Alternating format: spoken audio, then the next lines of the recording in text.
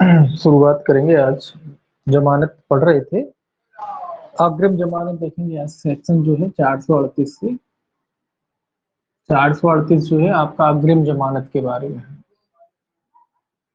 अग्रिम जमानत 438 का ऐसे संबंधित है, अग्रिम जमानत से संबंधित है। देखिए इसमें पहला क्लॉज क्या कहता है, हालांकि इसमें संशोधन है कुछ, पहला और उसके बाद 1A 1B जुड़े हैं जो अभी लागू नहीं है, संशोधन किए हैं लेकिन उनको प्रवर्तित नहीं किया गया है, तो अभी जो है पुराना ही देखेंगे। पहला देखिए इसमें क्या कहता है। पहला कहता है कि जब किसी व्यक्ति को यह विश्वास करने का कारण है कि उसकी किसी अजमानती अपराध के संबंध में, कैसे अपराध, ये क्वेश्चन आता है, अजमानतीय अपराध, ये याद रखना है आपको। किस मामले में हो ले सकती है अग्रिम जमानत, अजमानती अपराध की, जब आपको विश्वास होता है कि कोई आपके खिलाफ अजमानती अपराध का आरोप लगा करके आपको गिरफ्तार करा सकता है। वैसे तो जमानत अग्रिम होती नहीं है, लेकिन अग्रिम का मतलब है कि जैसे ही आपको गिरफ्तार करा जाएगा लेके रख लेते हैं और वो जमानत आप दिखाते हैं पुलिस वाले को, वो उस समय आपको छोड़ देता है।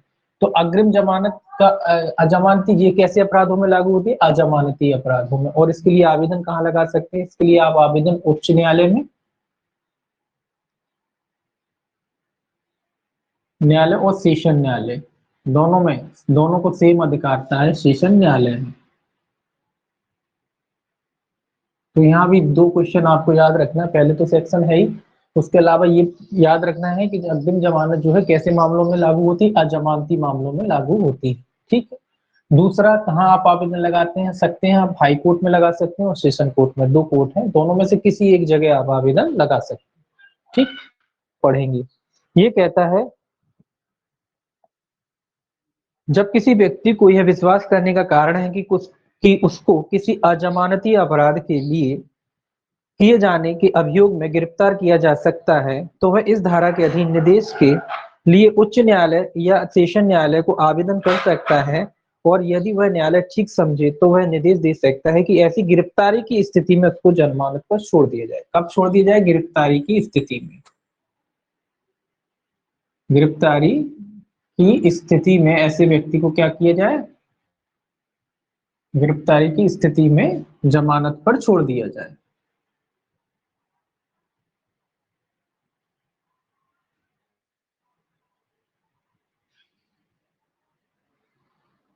तो ये याद रखना है आपको, है ना। कब छोड़ा जाएगा, जैसे ही उसे गिरफ्तार किया जाएगा, गिरफ्तारी की, तो वो न्यायालय से निर्देश, ऐसा निर्देश देने की जो है आज्ञा वो कर सकता है, आवेदन कर सकता है कि जब उसे लगता है कि कोई उसे मतलब झूठा फंसाने वाला है और उस पर कोई झूठा आरोप लगाने वाला है, कैसा आरोप, जो अजमानती अपराध से संबंधित है, तो वो सेशन न्यायालय या फिर हाई कोर्ट में जो है आवेदन कर सकता है कि मुझे ऐसा भरोसा है कि कुछ लोग षड्यंत्र रच रहे हैं और मेरे खिलाफ ऐसी कार्रवाई की जा सकती है, तो वो हाई कोर्ट या सेशन कोर्ट से निर्देशन प्राप्त कर सकता है। और अगर हाई कोर्ट या सुप्रीम हाई कोर्ट और आपका सेशन कोर्ट को अगर ठीक लगता है तो वो ऐसी अग्रिम जमानत को स्वीकार कर सकता है और कह सकता है कि जब ऐसे व्यक्ति को गिरफ्तार, तो ऐसी गिरफ्तारी की दशा में उसको क्या कर दिया जाए, जमानत पर छोड़ दिया जाए। हालांकि जमानत जो क्या कहते हैं आपकी, जमानत कोई अग्रिम तो होती नहीं, हालांकि ये शब्द हालांकि गलत है, लेकिन जमानत अग्रिम नहीं होती। बस ये है कि जब गिरफ्तारी होगी, जमानत कब बात ही तब उठती है जब गिरफ्तारी हो, जमानत की बात ही तब होती है जब गिरफ्तारी होती है ना। इसीलिए ये शब्द थोड़ा गलत है, हालांकि फिर भी इसको इस्तेमाल किया जाता है अग्रिम जमानत, तो अग्रिम में नहीं होती जमानत।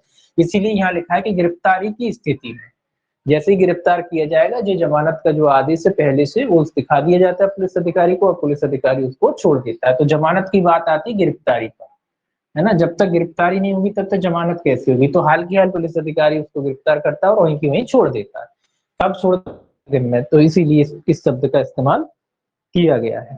ठीक है। अब देखिए दूसरा, हालांकि पहले में भी संशोधन करके कुछ जोड़ा गया है, लेकिन जो अभी लागू नहीं है उसमें दो तीन चीजें जोड़ी गई हैं कि अपराध की गंभीरता, ये सारी चीजें भी जो है कोर्ट जब जमानत देगा तो देखेगा, हालांकि इसका अभी परिवर्तन नहीं है। और एक चीज और याद रखना है कि यूपी में जो है आपका अग्रिम जमानत का प्रोविजन ही नहीं है ना, क्योंकि सीआरपीसी के, अब देखिए अब कोई पूछे आपको सीआरपीसी काय का विषय है, संघ सूची, राज्य सूची, संवर्ती सूची, तो संवर्ती सूची का विषय है, इसमें राज्य और केंद्र दोनों संशोधन कर सकते हैं, है ना। सीआरपीसी में राज्य सरकारें भी संशोधन कर सकती हैं और केंद्र सरकारें भी संशोधन कर सकती हैं, इसलिए आपने देखा होगा बीच बीच में लोकल अमेंडमेंट होते रहते हैं स्टेट वाइज। तो यू का अग्रिम जमानत का प्रोविजन नहीं है। अब देखिए दूसरा क्या कहता है, दूसरा कहता है उच्च न्यायालय या सेशन न्यायालय उपधारा 1 के अधीन निर्देश देता है तब वह उस विशिष्ट मामले के तथ्यों को ध्यान में रखते हुए उन निर्देशों में ऐसी शर्तें जो वह ठीक समझे सम्मिलित कर सकेगा जिसके अंतर्गत निम्नलिखित है। तो ये कह रहा है कि भाई जब निर्देश देता है कि ऐसे व्यक्ति को जो है गिरफ्तारी की दशा में छोड़ दिया जाए तो शर्तों की बात कह रहा है। तो अगर ये दोनों में से कोई भी न्यायालय हो, जैसी भी स्थिति हो, वो शर्तें भी जोड़ अग्रिम जमानत के साथ वो शर्तें भी जोड़ सकता है। क्या शर्तें जोड़ सकता है? पहला, यह शर्त कि वह व्यक्ति पुलिस अधिकारी द्वारा पूछे जाने वाले परिप्रश्नों का उत्तर देने के लिए जैसा और जब अपेक्षित तो उपलब्ध होगा। तो ये कोर्ट शर्त जोड़ सकता है कि जब भी आपसे पुलिस अधिकारी वगैरह क्वेश्चन करना चाहते हैं, कोई प्रश्न करना चाहते हैं, जहां भी वो आपको बुलाएं वहां पे आप उपस्थित होंगे और उनके सवालों का जवाब देंगे। दूसरा, यह शर्त कि वह व्यक्ति उस मामले के तथ्यों से अवगत किसी व्यक्ति को न्यायालय या किसी पुलिस अधिकारी के समक्ष ऐसे तथ्यों को प्रकट न करने के लिए मनाने के वास्ते प्रत्यक्ष या अप्रत्यक्ष रूप से कोई उत्प्रेरणा, धमकी या वचन नहीं देगा। ये तो कॉमन सी शर्त है कि जो भी व्यक्ति हैं जो मामले से परिचित हैं और जो गवाही देना चाहते हैं तो उनको आप डराएंगे धमकाएंगे नहीं या किसी अन्य प्रकार का जो है प्रलोभन वगैरह नहीं देंगे, चाहे वो पुलिस के सामने बयान करना चाहते हो चाहे वो न्यायालय के सामने बयान करना चाहते हो। तो किसी भी व्यक्ति को आप डराएंगे धमकाएंगे नहीं और ना ही कोई प्रकार का प्रलोभन देंगे, ना ही प्रत्यक्ष रूप से देंगे और ना ही अप्रत्यक्ष रूप से देंगे।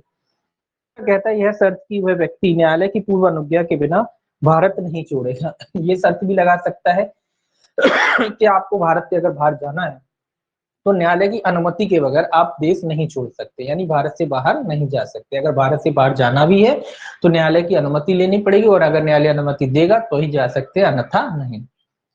अगली शर्त है इसमें ऐसी अन्य शर्तें जो धारा 437 की उपधारा 3 के अधीन ऐसे अधिरूपित की जा सकती हैं मानो उस धारा के अधीन जमानत मंजूर की गई हो। तो 437(3) के अधीन जो शर्तें लगाई जा सकती हैं वो भी अगर न्यायालय लगाना चाहे तो उनमें से कोई भी शर्त लगा सकता है।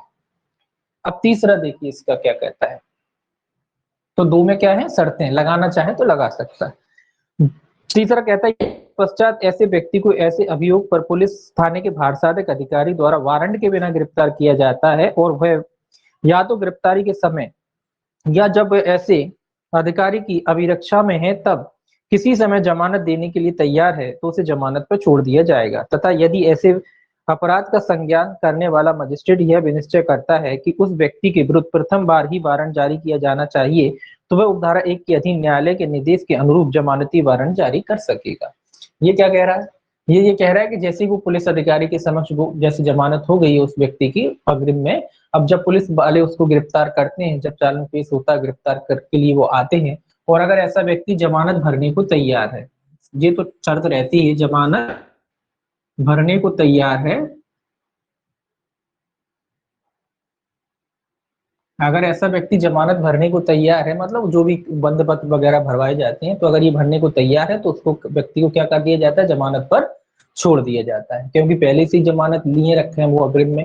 तो जैसे ही उसको गिरफ्तार किया जाता है उसी समय अगर वो व्यक्ति जमानत भरने को तैयार है तो पुलिस वालों द्वारा क्या कर दिया जाता है, उसे जमानत पर छोड़ दिया जाता है।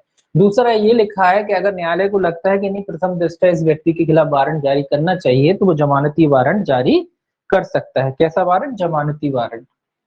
जमानतीय वारंट उस व्यक्ति के खिलाफ, जमानती वारंट इसलिए कि जमानत पर तो है ही, तो जमानती वारंट ही जारी करेगा, फिर न्यायालय को लगता है तो कर सकता है, बुला सकता है, तो जमानती वारंट जारी कर सकता है, मतलब न्यायालय बुलाएगा और उसकी जमानत जो प्रॉपर जमानत होती है उसको स्वीकार कर सकता है ना। अब चौथा देखिए क्या कहता है। चौथा, इस धारा की कोई बात भारतीय दंड संहिता की धारा 376 ये अलग से जोड़ा है उपधारा 3 या धारा 376 ए बी और 376 डी ए 376 कि मतलब पूरे जो बलात्कार वाले मामले उनसे संबंधित है के अधीन अपराध किए जाने के अभियोग पर किसी व्यक्ति की गिरफ्तारी की दशा में लागू नहीं होंगे। ये आपका जोड़ा गया है 2018 में, 2018 के संशोधन द्वारा जोड़ा गया है। ये कह रहा है कि ऐसे किसी मामले में आपको अग्रिम जमानत नहीं दी जाएगी जो बलात्कार से संबंधित है या रेप से संबंधित जो मामले हैं उसमें आप अग्रिम जमानत की मांग नहीं कर सकते, में आपको अग्रिम जमानत नहीं मिलेगी।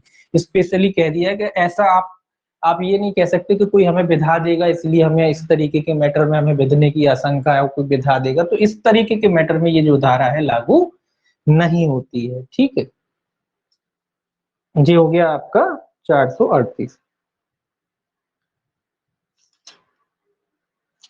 इसमें एक चीज और ध्यान में रखना है आपको, आपने उच्च न्यायालय और सेशन न्यायालय पढ़ा है, यहाँ पे ये ध्यान में रखना है कि उच्च न्यायालय और सेशन न्यायालय की जो शक्ति है जमानत के मामले में, अग्रिम जमानत के मामले में बराबर है। ऐसा नहीं कि सेशन की कम है, हाई कोर्ट की ज्यादा है। सेशन और हाई कोर्ट की शक्तियां बराबर हैं। आप सेशन में भी आवेदन कर सकते हो और हाई कोर्ट में भी आप आवेदन कर सकते हो। अगर एक बार आपने हाई कोर्ट में आवेदन पहले, मतलब आप सेशन में नहीं गए, डायरेक्ट हाई कोर्ट पहुंच गए, तो आप फिर सेशन में न्यायालय में आवेदन नहीं कर पाओगे। ठीक है, ये भी याद रखें, अगर आप हाई कोर्ट में डायरेक्ट पहुंच जाते हैं तो आप जो है सेशन न्यायालय में आवेदन नहीं कर पाएंगे। ठीक है, ये याद रखना है बस। और दोनों की अधिकारिता जमानत के मामले में समान है। लेकिन अगर आप डायरेक्टली हाई कोर्ट में आवेदन कर देते हैं तो फिर सेशन में आप आवेदन नहीं कर पाओगे, क्योंकि हाई कोर्ट ने, जब हाई कोर्ट पहुंच गए और हाई कोर्ट ने आपकी जमानत अस्वीकार कर दी, अब आप सोच रहे हो वो सेशन में कर लें तो नहीं कर पाओगे। इसीलिए क्रम यही होता है कि पहले सेशन में लगाए, सेशन अगर आप जमानत नामंजूर कर देता तो हाई कोर्ट लगा सकते, लेकिन अगर डायरेक्ट आपने हाई कोर्ट लगा दी तो फिर आप सेशन में अब जमानत नहीं लगा पाओगे। ठीक है, ये भी याद रखना है। अब देखिए 439, ये जमानत के बारे में जो बंद है, मतलब ये भी हाई कोर्ट और सेशन के हैं। ये जमानत के बारे में जो है स्पेशल प्रोविजन दिए गए हैं कि किन मामलों में जो है हाई कोर्ट और आपका सेशन कोर्ट जो है जमानतें स्वीकार कर सकता है।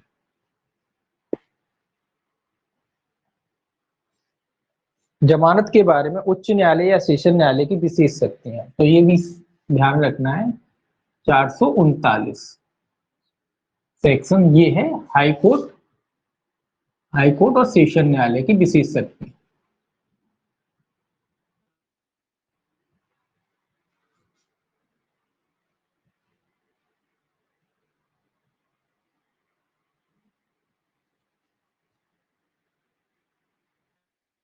स्पेशल पावर है जी हाई कोर्ट और सेशन कोर्ट के। ये क्या है, स्पेशल पावर है। ये ऐसे मैटर में भी जमानत दे सकते हैं जिनमें हमको निचले न्यायालय में नामंजूर कर दी हो, या किसी भी मैटर में कुल मिला के ये है यहाँ जमानत स्वीकार कर सकते हैं, उनकी स्पेशल शक्ति। ये कहता है पहला,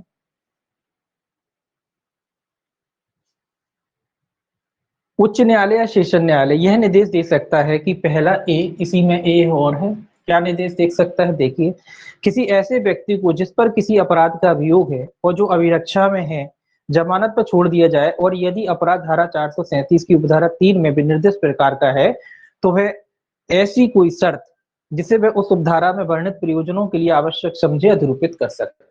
कह रहा है पहला, सिंपल सी बात कह रहा है कि कोई भी व्यक्ति अगर किसी अपराध में, किसी अपराध का दोषी है या किसी अपराध का उस पर आरोप लगाया गया है, तो ऐसे व्यक्ति को क्या करा जाए, जमानत पर छोड़ दिया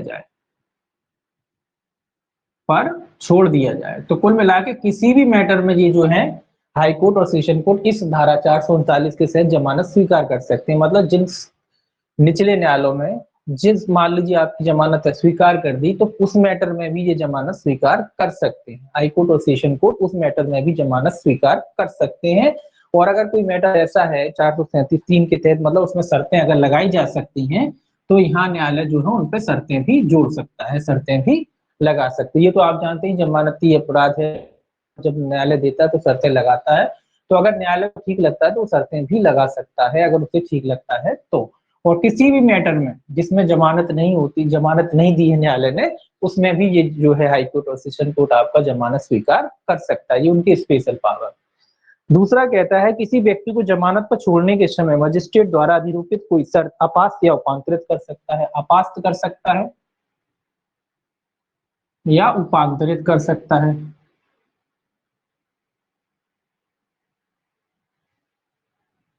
मतलब जो शर्तें मजिस्ट्रेट वगैरह ने लगाई थी जमानत में, उन शर्तों को क्या कर सकता है, हटा भी सकता है और उनमें परिवर्तन भी कर सकता है, मतलब कुछ भी कर सकता है।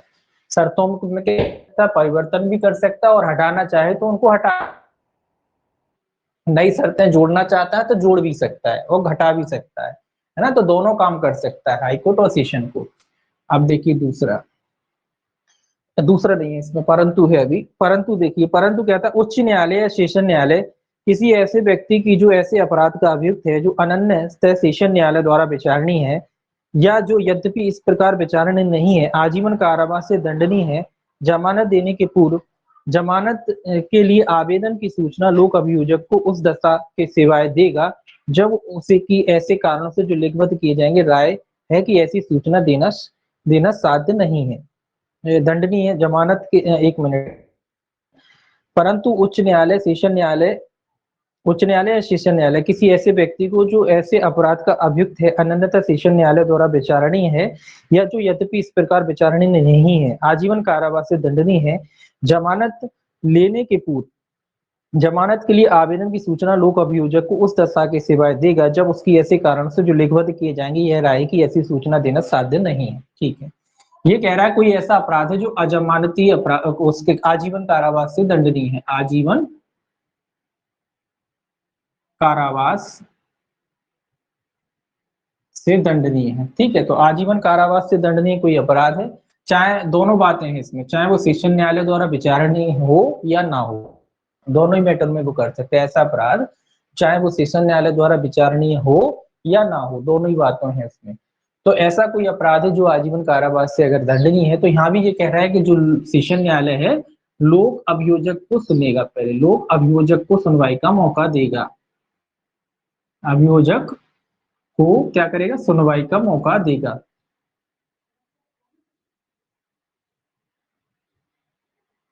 जब तक कि लेखबद्ध कारण से वो यह नहीं कह देता कि उसको सूचना देना साध्य नहीं, मतलब पॉसिबल नहीं है, कोई ऐसा मैटर है कि भाई सूचना दी नहीं जा सकती, अगर ऐसी बात है तो उसको छोड़ दिया जाए, बाकी सब मैटरों में जो है लोक अभियोजक को वो सुनेगा। अगर ऐसा अपराध है जो आजीवन कारावास से दंडनीय है तो कुल लोक अभियोजक को भी सुनवाई का मौका दिया जाएगा, जब तक कि वो लेखबद्ध कारणों से ये सिद्ध नहीं कर देता है कि उसको सूचना देना साध्य नहीं है या पॉसिबल नहीं है। अगर वो ऐसे कारण लिख देता है कि लोक अभियोजक को सूचना देना जो है साध्य नहीं हो पा रहा है, तो फिर बगैर लोक अभियोजक को सुन को दे सकता है। लेकिन अगर लोक अभियोजक को सूचना दी जा सकती है तो फिर वो लोक अभियोजक को सुनेगा। परंतु एक और है इसमें, परंतु यह और कि उच्च न्यायालय या सेशन न्यायालय किसी ऐसे व्यक्ति को, जो भारतीय जेई वाले आ गए जो अपराध 15 इसमें है, दंड संहिता की धारा 376 की उपधारा 3, 376 के सारे जो अपराध हैं वो आ जाएंगे कि अधीन विचारणीय किसी अपराध का अभियुक्त है, जमानत देने के पूर्व जमानत के आवेदन की सूचना ऐसे आवेदन की सूचना की प्राप्ति की तारीख से 15 दिन की अवधि के भी अभियोजक को देगा। ये कह रहा है जो रेप वाले मामले हैं, एक और परंतु जोड़ा गया है इसमें, ये कह रहा है कि जो बलात्कार वाले मामले हैं उन मामलों में 15 दिन पूर्व, 15 दिन पूर्व काय की सूचना देगा, लोक अभियोजक को इस मामले की सूचना देगा। अगर कोई व्यक्ति है जो रेप संबंधी मामले हैं, अभी अपन ने पढ़ा ना कि आगे जो अपन ने पढ़ा है अग्रिम जमानत की, भाई इस मैटर में जमानत नहीं होगी, अग्रिम जमानत तो होगी ही नहीं, लेकिन ये चूंकि विशेष शक्तियां हैं, इसमें हर किसी भी मैटर में जो है आपका जो लोग क्या कहते हैं सेशन न्यायालय और आपका हाई कोर्ट जो है जमानत नहीं भी होती उनमें भी स्वीकार कर सकता है। तो ये कह रहा है कि अगर इस तरीके के जो मामले हैं, रेप वाले जो मामले हैं, उनमें जो है लोक अभियोजक को 15 दिन पूर्व की जाएगी, मतलब कितना दिन का टाइम दिया जाएगा तैयारी के लिए, उसे 15 दिन का। लोक अभियोजक क्या करेगा, लोक अभियोजक विरोध करेगा, लोक अभियोजक को विरोध के लिए कुल मिला के मौका दिया जाएगा, तो 15 दिन का जो है लोक अभियोजक को मौका दिया जाएगा, 15 दिन पूर्व उसे सूचना दी जाएगी और फिर लोक अभियोजक को क्या दिया जाएगा, सुना जाएगा, लोक अभियोजक की राय को सुना जाएगा। तो लोक अभियोजक का काम ही विरोध करना होता है, तो 15 दिन का कुल मिला के जो है, अगर रेप वाले मामले हैं तो 15 दिन का जो है उनको टाइम दिया जाएगा। ये याद रखना आपको, कितने दिन का टाइम दिया जाएगा, 15 दिन पूर्व का टाइम दिया जाएगा, उसके बाद फिर लोक अभियोजक को सुना जाएगा। तो एक तरीके से टाइम है प्रिपरेशन करने के लिए, अपनी तैयारी करने के लिए, ताकि वो अच्छे से क्या कर सके, विरोध कर सके। ठीक, अब देखिए वन का और जुड़ा है इन्होंने, वन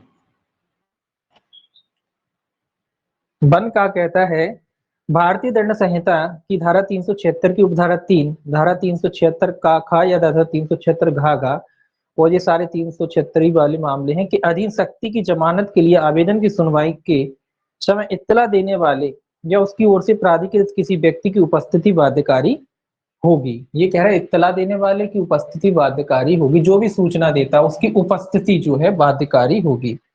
सूचना देने वाले की जिम्मेदारी क्या होगी, बाध्यकारी होगी, मतलब जिसने सूचना बाध्यकारी होगी।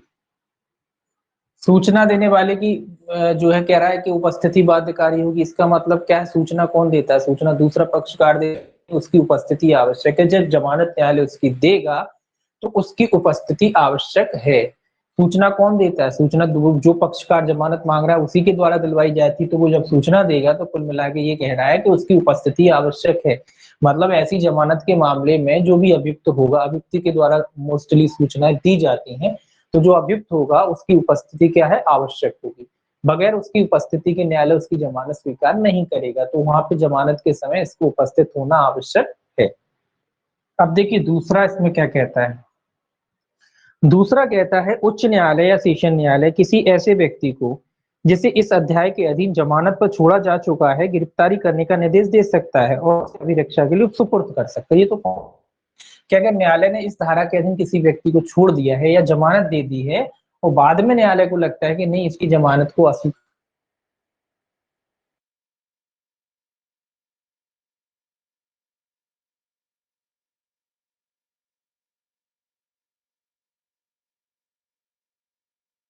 उसकी जमानत को अस्वीकार करते हुए में यानी कि उसकी अभिरक्षा में डालने का मतलब क्या है? उसकी जमानत से स्वीकार हो जाएगी। तो इस मैटर में अगर उस न्यायालय ने, सेशन न्यायालय हो चाहे हाईकोर्ट हो, अगर उसकी जमानत स्वीकार कर ली हो और बाद में किसी भी प्रकरण पर उसे लगता है कि भाई जिसकी जमानत जो है अस्वीकार करनी चाहिए और इसकी गिरफ्तारी करानी चाहिए, तो उसकी इस जमानत को क्या कर देगा? अस्वीकार कर देगा और उस व्यक्ति को क्या कर देगा? जेल में डलवा देगा। तो ये आपके थे जमानत से संबंधित जो प्रोविजन है। इसके बाद आएंगे बंद पत्र, बॉन्ड। तो ये 4 सेक्शन जो है आपके जमानत से संबंधित हैं। उसमें ए बी करके और जुड़े हुए, तो मोस्ट तो 4 ही हैं और उसमें ए बी करके वो नए जुड़े हुए हैं, वो भी हैं। अब देखिए बॉन्ड आएंगे। अब जमानत हो गई तो अब बंद पत्र की बात आएगी। बंद पत्र भरवाए जाएंगे 440 से जो है आपके बॉन्ड भरवाए जाएंगे। सेक्शन जो है 440, ये बंद पत्र से संबंधित है। बंद पत्र की रकम और उसे घटाना। बंद पत्र की रकम और उसे घटाना।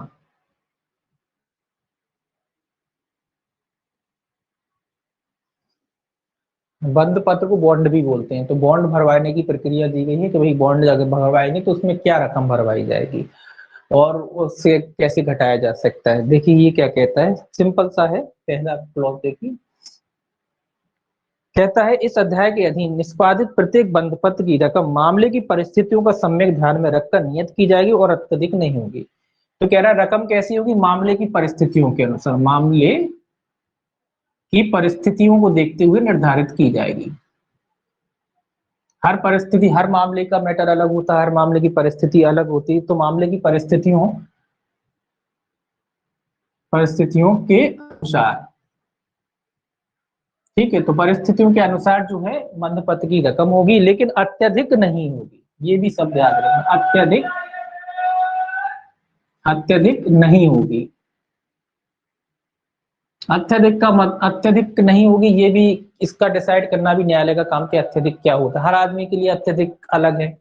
अत्यधिक शब्द ऐसा है कि किसी के लिए हो सकता है ज्यादा हो, किसी के लिए कुछ भी ना हो, है ना। तो अत्यधिक का मतलब है उसकी हैसियत के हिसाब से देखा जाएगा।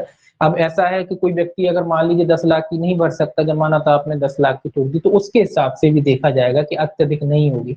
एक आदमी 20 लाख भी उसके लिए कुछ नहीं है, तो वो उसके हिसाब से देखा जाएगा कि कैसा वो भर सकता है। तो अत्यधिक नहीं होगी, लेकिन परिस्थितियों के हिसाब से देखा जाएगा। मतलब कैसा? परिस्थितियों के हिसाब से मतलब जैसा मामला होगा उसके अनुसार जो है रकम को निर्धारित किया जाएगा। तो परिस्थितियों के अनुसार जो है मामले की रकम को निर्धारित किया जाएगा। कई बार करोड़ों रुपए के बॉन्ड भी भरवा सकता है न्यायालय। अगर कोई कंपनी फ्रॉड है, कोई बहुत सारे फ्रॉड होते हैं इस तरीके के जिसमें कंपनी ने लाखों करोड़ों अरबों रुपए का गमन किया है, तो ऐसे मामलों में न्यायालय करोड़ों के भी भरवा सकता है। भरवाने के लिए न्यायालय 5,000 का भी भरवा लेता है, 10,000 का भी भरवा लेता है ना। तो उस हिसाब से जो परिस्थितियां जैसी होंगी उसके हिसाब से न्यायालय जो है बॉन्ड भरवा सकता है, लेकिन वो क्या नहीं होगा? अत्यधिक नहीं होगा। ये अत्यधिक भी न्यायालय डिसाइड करेगा, हर आदमी के लिए अलग अलग होता है और हर मामले में अलग होता है। ठीक है।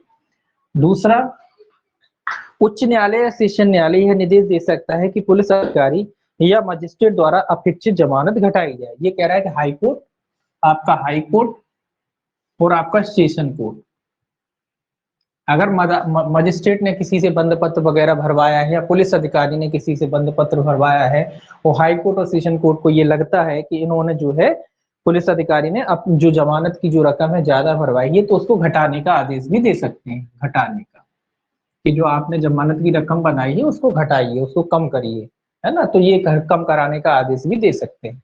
अगर कोई ज्यादा लगा दी है, कोई ऑब्जेक्शन करता है व्यक्ति हाई कोर्ट में, सेशन कोर्ट में, कि इन्होंने जमानत की शर्तें जो है या जमानत की जो रकम है अत्यधिक भराई है, और न्यायालय को लगता है, ठीक लगता है कि हाँ इसने ज्यादा भराया है, नीचे के न्यायालय ने या फिर पुलिस वालों ने जो भी जमानत भराई है वो ज्यादा भराई है, तो उनको कह सकता है कि इसकी रकम को क्या किया जाए, घटाया जाए, इसकी रकम को घटाने का आदेश भी उनको दे सकता है। ठीक है, तो कैसी होगा बंदोबस्त की रकम, कोई रकम नहीं खोली, परिस्थितियों के अकॉर्डिंग जो है रकम तय की जाएगी, लेकिन वो किसी भी हालत में अत्यधिक नहीं होगी, ये याद रखना है। अब देखिए सेक्शन 441, 441 कहता है अभियुक्त और प्रतिभुओं का बंद पत्र। ये अभियुक्त और प्रतिभुओं का बंद पत्र है, अभियुक्त और प्रतिभुओं का, गारंटर को प्रतिभु बोलते हैं, प्रति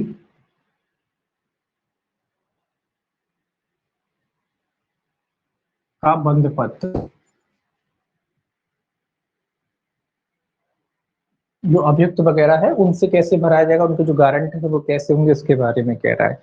देखिए इसमें 4 क्लॉज हैं। पहला क्लॉज देखिए क्या कहता है, पहला क्लॉज कहता है कि किसी व्यक्ति के जमानत पर छोड़े जाने या अपने बंद पत्र पर छोड़े जाने के पूर्व उस व्यक्ति द्वारा, और जब वह जमानत पर छोड़ा जाता है तब एक या अधिक पर्याप्त प्रतिभुओं द्वारा इतनी धनराशि के लिए जितनी यथास्थिति पुलिस अधिकारी या न्यायालय पर्याप्त समझे, इस शर्त का बंदपत्र निष्पादित किया जाएगा कि ऐसा व्यक्ति बंदपत्र में वर्णित समय और स्थान पर हाजिर होगा, और जब तक यथास्थिति पुलिस अधिकारी या न्यायालय द्वारा अन्यथा निर्देश नहीं दिया जाता है इस प्रकार बराबर हाजिर होता रहे। तो ये कॉमन सी बात है कि जब भी बंदपत्र भरवाया जाता है, चाहे पुलिस द्वारा भरवाया जाए चाहे न्यायालय द्वारा भरवाया जाए, वो उसमें ये शर्त लगाते हैं बंद पत्र भरवाने के बाद कि जब भी आपको बुलाया जाएगा, चाहे पुलिस स्टेशन में पुलिस वाले बुलाए या फिर न्यायालय बुलाए, कि जब भी आपकी आवश्यकता होगी और जब भी आपकी जरूरत होगी, जब भी आपको बुलाया जाएगा तब भी आप क्या होंगे, न्यायालय या पुलिस थाने जहां भी वो बुलाया जाता है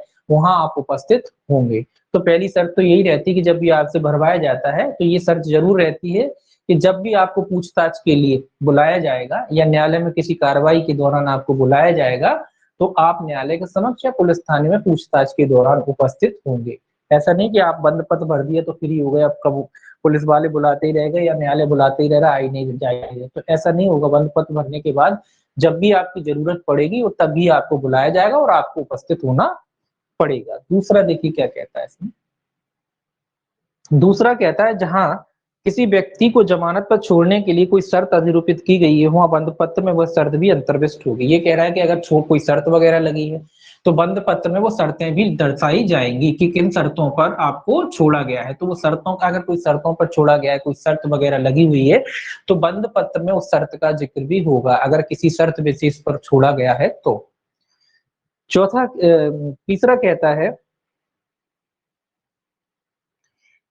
यदि मामले में ऐसी अपेक्षित हो तो बंद पत्र द्वारा जमानत पर छोड़े गए व्यक्ति से अपेक्षा किए जाने पर आरोप का उत्तर देने के लिए उच्च न्यायालय या सेशन न्यायालय या अन्य न्यायालय में हाजिर होने के लिए आबद्ध किया जा सकता है। ये कह रहा है कि अगर ऐसा कोई बात होती है कि यदि किसी मामले में अपेक्षा की जाती है उससे या अपेक्षित हो, अगर किसी मामले में अपेक्षित मतलब जरूरी हो, अगर जरूरी हो या अपेक्षा की जाए या उसे बुलाया जाए, कुछ भी कह लीजिए, अपेक्षा की जाए उसको या उसको बुलाया जाए, अगर क्या लिखा अपेक्षित हो तो बंद पत्र द्वारा जमानत पर छोड़े गए व्यक्ति को अपेक्षा किए जाने पर आरोप का उत्तर देने के लिए, काय के लिए, आरोप का उत्तर देने के लिए, आरोप का उत्तर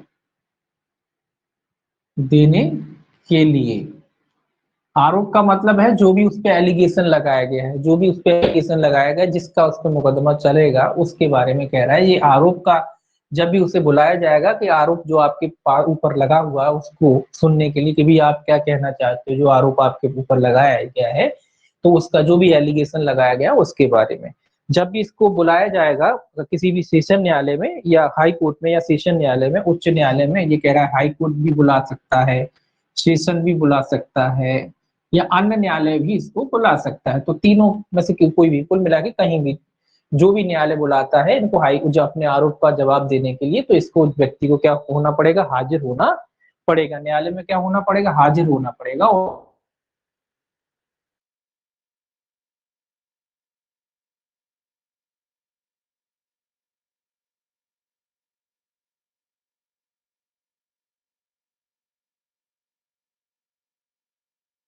न्यायालय इस पे जो आरोप लगा है उसी को क्या हाजिर होना पता है कि हाजिर, वो जांच के दौरान की बात थी। ये आरोप की बात हो रही कि आरोप की बात कब आएगी, जब विचारण प्रारंभ हो जाएगा, विचारण चल रहा है, आरोप लग गया है, अब बुलाएगा न्यायालय, तो इस व्यक्ति को हाजिर होना पड़ेगा। वहां जांच के दौरान की बात थी कि जब सहयोग करेंगे और जब भी आपकी जरूरत पड़ेगी आप आएंगे। ये क्या कह रहा है, ये विचारण की बात कह रहा है कि भी विचारण प्रारंभ हो गया, अब आरोप तय हो रहे हैं आपके, अब आरोप तय हो गए तो आरोप पे आपसे जवाब मांगा जाएगा, तो आपको न्यायालय में फिर हाजिर होना पड़ेगा। मतलब आपका ट्रायल चलेगा, जब जब आपको बुलाया जाएगा तब तब आप न्यायालय में हाजिर होंगे। जमानत का मतलब ये नहीं है कि आपका ट्रायल चालू, वो तो ऊपर जो पढ़ा था अपना जांच और अन्वेषण की बात थी। ये कह रहा है विचारण की बात है, विचारण में जब भी तारीख लगेगी आपकी जमानत होगी, इसका मतलब ये नहीं कि तारीखों पे नहीं जाओगे, सीधी सीधी बात है। जब भी तारीख लगेगी, चाहे वो हाई कोर्ट में हो, चाहे वो सेशन कोर्ट में हो या किसी अन्य कोर्ट में हो, आपको होना पड़ेगा। चौथा कहता है इसका, यह अवधारित करने के प्रयोजनों के लिए क्या प्रतिभू उपयुक्त या पर्याप्त है या नहीं, न्यायालय शपथ पत्रों को प्रतिभुओं के पर्याप्त या उपयुक्त होने के बारे में उसमें अंतर्विष्ट बातों के सबूत के रूप में स्वीकार कर सकता है, अथवा यदि न्यायालय आवश्यक समझे तो वह ऐसे पर्याप्त या उपयुक्त होने के बारे में या तो स्वयं जांच कर सकता है या अपने अधीनस्थ किसी मजिस्ट्रेट से जांच करा सकता है। अब ये क्या कह रहा है, प्रतिभू की बात कर रहा है, प्रतिभू। प्रतिभू मतलब गारंटर, आपने देखा भी होगा, सुना भी होगा कि भाई जमानत हो गई, कोई आदमी ले आओ, तो ये कह रहा है वो गारंटर की बात कह रहा है कि जब कोई गारंटी देता है, देखिए कोई जमानत लेता है तो दूसरा व्यक्ति के साथ गारंटी क्या है, जैसे आप बैंक में जाते हो ना, खाता खुलवाते हो तो बैंक कहता है गारंटर ले आओ, वही है ये न्यायालय में होता है। वो कहता है कि भाई गारंटर ले आओ कि तुम्हारा भैया जान पहचान है, जानते हैं ये व्यक्ति यहीं का है, तो यहाँ ऐसे ही ये होता है। न्यायालय में जब आप जमानत भरने जाते हो तो न्यायालय कहता है भाई अपना गारंटर तो ले आओ, तो ये उसी की बात कह रहा है कि जब कोई गारंटर उसकी गारंटी देता है कि भाई मैं इस व्यक्ति को जानता हूँ, ये व्यक्ति भला मानुस है और जब भी आप बुलाएंगे ये उपस्थित होगा, ठीक है। तो न्यायालय क्या कहेगा, सबसे पहले न्यायालय तो यही चेक करेगा कि जो गारंटर है वाकई में ये सही आदमी है कि नहीं, क्योंकि फर्जी गारंटर भी ढूंढते हैं कई लोग, पैसे लेके जमानत करा देते हैं।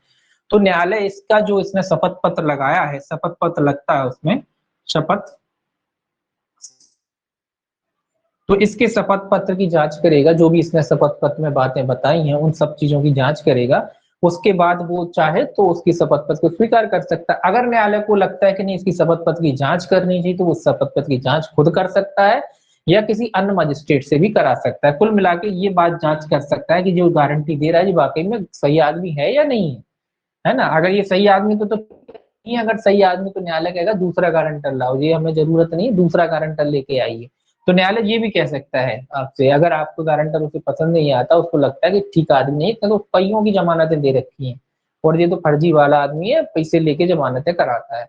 तो गारंटर का मतलब तो होता है कि भरोसेमंद आदमी। अगर ये हाजिर नहीं होगा जिसकी आप, कौन के पास आएगी, पुलिस आपके पास आएगी कि भैया ले आओ, तुमने गारंटी दी थी ना, अब तुम हाजिर कराओ, तुम गारंटी देने गए थे अब तुमको हाजिर कराना पड़ेगा क्योंकि तुम्हारी गारंटी है, तुम हाजिर कराओ, नहीं हाजिर करा पाओगे तो क्या होगा, तो जेल तो खैर नहीं होगी, लेकिन इनने जो गारंटी भरी है, गारंटी में कुछ ना कुछ तो रकम भरी होगी ना, तो वो रकम क्या हो जाएगी, जब्त हो जाएगी। अगर ये पेश नहीं करा पाएंगे तो क्या हो जाएगी, इनकी रकम जब्त कर लेगा न्यायालय जो इन्होंने गारंटी दी है।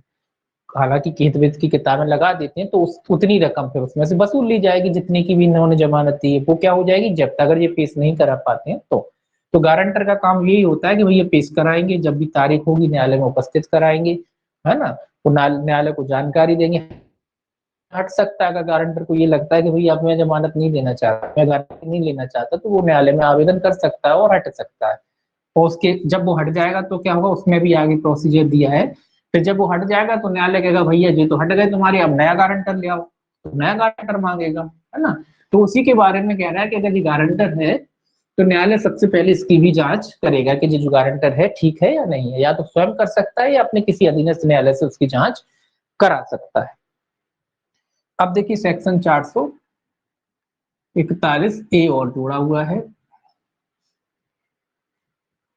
ये जोड़ा है प्रतिभुओं द्वारा घोषणा, घोषणा की बात कहता है, प्रतिभुओं द्वारा घोषणा, ये गारंटर द्वारा घोषणा की बात कर रहा है। क्या घोषणा, ये कई लाइन है इसमें। ऐसा प्रत्येक व्यक्ति जो जमानत पर अभियुक्त व्यक्ति के छोड़े जाने के लिए उसका प्रतिभू है, न्यायालय के समक्ष ऐसे व्यक्तियों के बारे में घोषणा करेगा जिसके लिए उसने प्रतिभूति दी है, जिसके अंतर्गत अभियुक्त भी है, उसमें सभी सुसंगत विशिष्टियां दी जाएंगी। तो ये कह रहा है घोषणा करेगा। घोषणा क्या करेगा, घोषणा उसी के बारे में करेगा कि ये व्यक्ति है, उसको मैं भली भांति जानता हूँ, मेरा परिचित का व्यक्ति है, जब भी न्यायालय बुलाएगा तभी ये न्यायालय में हाजिर होगा। इस तरीके की जो है इनके द्वारा घोषणा की जाएंगी। मतलब ये एक तरीके से गारंटी ले रहे हैं कि हम उपस्थित कराएंगे, ये वैसे तो आएगा, नहीं भी आया तो हम लोग इसको उपस्थित कराएंगे, जो भी गारंटर है भी हो और जिसकी भी ये जमानत देते हैं वो व्यक्ति के बारे में इनसे क्या कराई जाएगी, इनसे एक घोषणा कराई जाएगी। घोषणा उसमें ये करेंगे, ठीक है। तो घोषणा का एक नया सा जोड़ा हुआ है। अब देखिए सेक्शन 442, 442 कहता अभिरक्षा से उन्मोचन, उन्मोचन मतलब छोड़ना।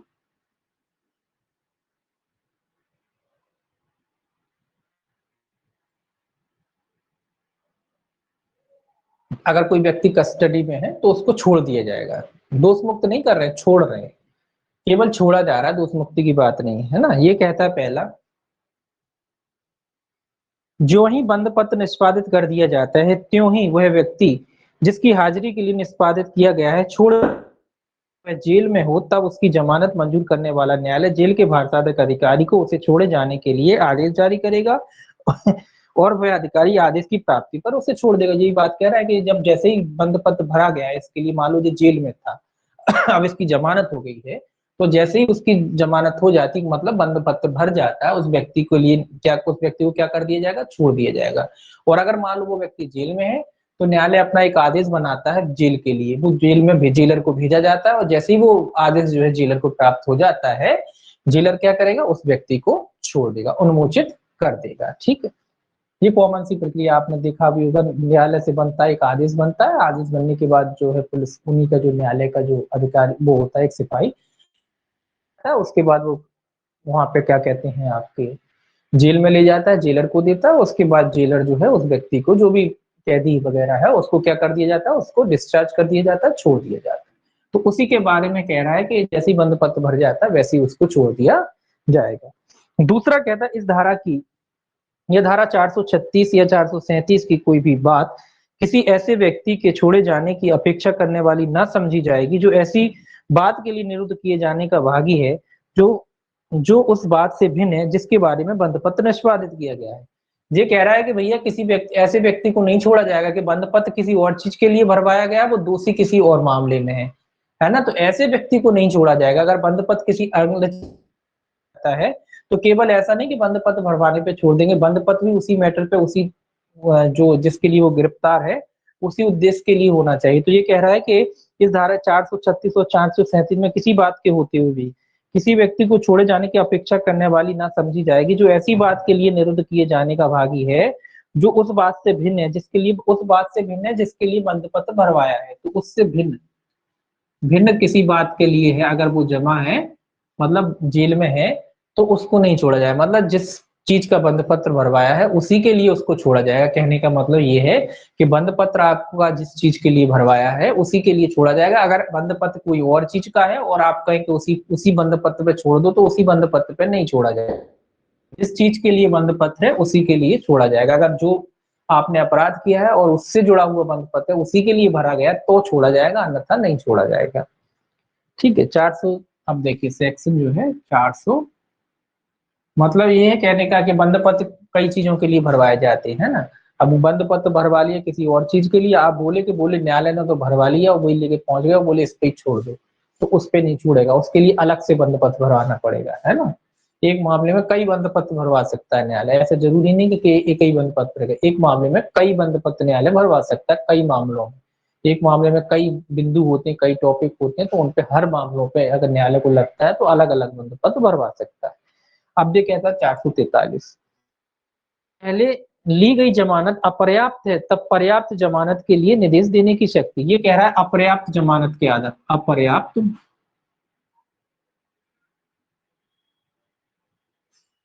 जमानत। अपर्याप्त जमानत का मतलब क्या है कि भैया पहले जो न्यायालय ने आपसे बंद पत्र भरवाया था, या मान लो न्यायालय ने आपको 10,000 में जमानत दे दी, उदाहरण के लिए 10,000 में न्यायालय ने आपको जमानत दे दी और न्यायालय को बाद में लगा कि भाई 10,000 तो बहुत कम है, इसने तो बहुत गंभीर अपराध किया है, इसकी जमानत तो ज्यादा होना चाहिए, तो वो उसके बारे में कह रहा है, तो वो बाद में भी वसूली जा सकती है। उससे कहा जा सकता है कि जो एक्स्ट्रा 10,000 और या उसकी 10,000 की और जमानत दो, ऐसा न्यायालय कह सकता है। उसी के बारे में ये लिखा है, यदि भूल या कपट के कारण या अन्यथा अपरिहार्य कर लिए गए हैं। ये कह रहा है चाहे भूल के कारण हो या कपट के कारण हो या अन्यथा किसी भी वजह से, न्यायालय भूल में हो, न्यायालय गलती में हो, या कोई कपट किया गया हो, या कोई अन्य आधार हो सकते हैं जिसके आधार पर न्यायालय ने जो है कम जो है प्रतिभूति स्वीकार कर ली है, बाद में न्यायालय को लगता है अपर्याप्त प्रतिभूति स्वीकार कर ली गई है, अथवा यदि पर्याप्त हो जाते, या कह रहा है कि भाई पहले तो पर्याप्त थे, उस समय पर्याप्त थे जब न्यायालय ले लिया, मतलब कई कुछ भी कंडीशन हो सकती है कि जब न्यायालय ने आपका जो प्रतिभू लिया, या तो न्यायालय भूल की वजह से कम ले लिए, या कोई कपट की वजह से ले लिया, या अन्य कोई कारण से ले लिया, और या फिर न्यायालय ने जब लिया था उस समय तो पर्याप्त थी, लेकिन आज की कंडीशन में न्यायालय को लग रहा है कि भाई पर्याप्त नहीं है ना, परिस्थितियां बदल जाती हैं, तो चाहिए। वो कह रहा है अगर बाद में न्यायालय को लगता है कि जो अपर्याप्त है, पहले तो पर्याप्त थी लेकिन अब लग रहा है कि अपर्याप्त है, कम लग रहा है उसे, अपर्याप्त हो जाती है, तो न्यायालय यह निर्देश देते हुए गिरफ्तारी का वारंट जारी कर सकता है कि जमानत पर छोड़े गए व्यक्ति को उसके समक्ष लाया जाए और उसे पर्याप्त प्रतिभूति देने का आदेश दे सकता है, और उसे ऐसा करने में असफल रहने पर उसे जेल को सुपुर्द कर सकता है। अब ये कह रहा है कि भी अब ये जेल का वारंट जारी क्यों करेगा, क्योंकि उसको छोड़ चुके हैं ना पुलिस, इसीलिए वारंट जारी करेगा। ऐसे व्यक्ति के खिलाफ न्यायालय क्या करेगा, वारंट जारी करेगा। वारंट इसीलिए जारी करेगा कि वो तो जमानत पे, पर्याप्त जमानत पे, लेकिन जमानत पर तो है, तो जमानत पे है यानी कि खुला घूम रहा है, जब खुला घूम रहा है तो उसके लिए न्यायालय को वारंट जारी करना पड़ेगा। तो न्यायालय उसके लिए क्या करेगा, किस लिए जारी करेगा कि आओ न्यायालय के सामने आओ, और फिर न्यायालय उससे कहेगा कि भाई साहब जो आपने जमानत दी थी वो कम है, अब एक काम करो और जमानत भरो और जमानत का इंतजाम करो, इसलिए न्यायालय उसको क्या है, वारंट जारी करेगा और अपने सामने बुलाएगा। अपने सामने बुलाने के बाद न्यायालय उसके सामने परिस्थिति रखेगा, बताएगा कि ये जो जमानत है आपकी, ये जमानत पर्याप्त नहीं है, आप क्या करें और जमानत भरें। और अगर वो व्यक्ति जमानत नहीं भरता तो सीधी सी बात है, जेल भेज देगा। अगर वो व्यक्ति जमानत नहीं भरने को तैयार है, या वो नहीं जो एक्स्ट्रा जमानत उससे मांगी जा रही नहीं भरता है, तो क्या कर देगा, जेल भेज दिया जाएगा, जेल भेज दिया जाएगा। अगर वो जमानत नहीं भरता तो क्या करेगा, वारंट बना के जेल भेज दिया जाएगा। ठीक है, अब देखिए सेक्शन 444, 444 कहता है प्रतिभुओं का उन्मोचन। अभी अपन कह रहे थे ना प्रतिभुओं का, तो इनकी बात कह रहा है, प्रतिभुओं का उन्मोचन।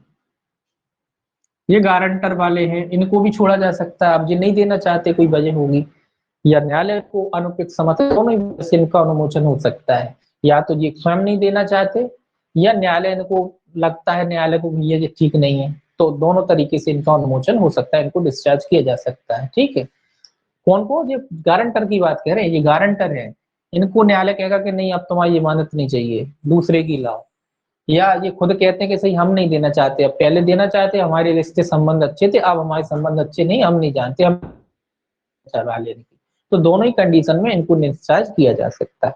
देखिए पहला क्या कहता है इसमें, पहला कहता है कि जमानत पर छोड़े गए व्यक्ति की हाजिरी और उपस्थिति के लिए प्रतिभुओं में से सब या कोई बंद पत्र के या तो पूर्णतः है, या वहां तक जहां तक वह आवेदकों से संबंधित है, प्रभाव मुक्त किए जाने के लिए किसी समय मजिस्ट्रेट से आवेदन कर सकते हैं। ये कह रहा है कि पहला तो इनका ही राइट है भैया, देखो एक मामले में कई जमानतदार हो सकते हैं, एक भी हो सकता है, कई भी हो सकते हैं, तो उसी के बारे में कह रहा है कि जो जमानतदार हैं वो किसी भी समय न्यायालय से आवेदन कर सकते हैं। आवेदन या तो एक कर सकता है या सभी कर सकते हैं, जैसी भी स्थिति हो, एक करना चाहे तो एक कर दे, सब करना चाहे तो सब कर दे, हर मैटर में जो कई जमानतदार हो तो किसी में एक भी होता है, किसी में दो भी, किसी में चार भी, जितने भी जमानतदार है तो सब मिलके करना चाहे तो मिलके कर सकते हैं। अकेला कोई करना चाहता है कि भाई हम नहीं देना चाहते, तुम तीनों को देना, दो हम नहीं देंगे, तो वो अकेला भी कर सकता है। तो किसी भी समय वो न्यायालय से आवेदन कर सकता है, किस बात का, कि हम इसकी जमानत देने को अब तैयार नहीं है। दूसरा देखिए क्या कहता है, दूसरा कहता है ऐसा आवेदन दिए जाने पर मजिस्ट्रेट यह निर्देश देते हुए गिरफ्तारी का वारंट जारी करेगा कि ऐसे छोड़े गए व्यक्ति को उसके समक्ष लाया जाए। अब देखिए, अब इसने जमानत वापस ले ली, कुल मिला के इसने अपनी गारंटी वापस ले ली। जब गारंटी वापस ले ली तो स्वाभाविक सी बात है फिर न्यायालय वारंट जारी करेगा। फिर न्यायालय क्या करेगा, वारंट जारी करेगा कि भैया इस व्यक्ति की जिसकी जमानत इनने वापस ले ली है उसको बुलाओ। उसको बुलाना पड़ेगा, हो रहा है तो उसको न्यायालय बुलाएगा कि भैया इनने तो आपकी जमानत वापस ले ली, ये तो आपकी जमानत दे नहीं रहे, अब क्या करोगे, आप जमानत की व्यवस्था करो, फिर से नई जमानत की व्यवस्था करो, आपका ये गारंटर तो चला गया, अब आपको क्या करना है। तो न्यायालय इसको बुलाएगा, इसको बुला करके कारण जो भी वजह है वो उसको बताएगा कि भैया उसके समक्ष लाया गया। तो पहले न्यायालय सबसे पहले तो क्या करेगा, वारंट जारी करेगा और इनको अपने समक्ष बुलाएगा। तीसरा कहता है वारंट के अनुसरण में ऐसे व्यक्ति के हाजिर होने पर या उसके स्वेच्छा अभ्यर्पण करने पर मजिस्ट्रेट बंद पत्र में या तो पूर्णतः या वहां तक जहां तक कि वह आवेदकों से संबंधित है प्रभाव मुक्त किए जाने का निर्देश देगा और ऐसे व्यक्ति से अपेक्षा करेगा कि वह अन्य पर्याप्त प्रतिभूत दे और यदि वह ऐसा करने में असफल रहता है तो उसे सुपुर्द।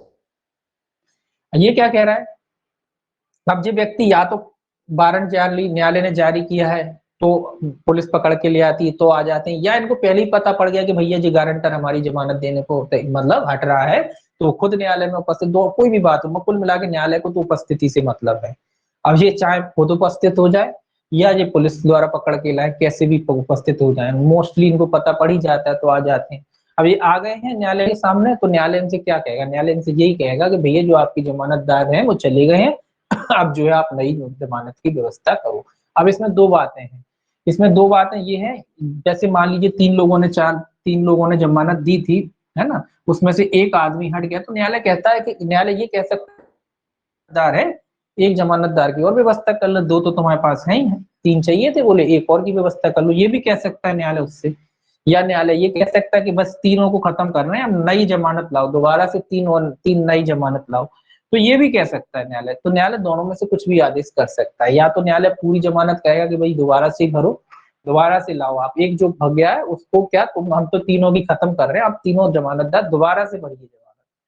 या फिर कह सकता है कि भैया दो भरी है आपका एक पहले से, तो एक जमानतदार की और व्यवस्था कर लो, जैसा न्यायालय को मतलब उपयुक्त लगता है वैसा आदेश न्यायालय कर सकता है। और अगर जमानत भर देते हैं तो ठीक है, जमानत बनी रहेगी, अगर नहीं भरते हैं तो फिर इनको भी जेल की यात्रा करनी पड़ेगी, न्यायालय जेल का वारंट बना देगा। ठीक है, अब देखिए एक 445 जिम कहता है मुचलके के बजाय, मुचलके से संबंधित है, मुचलके के बजाय निक्षेप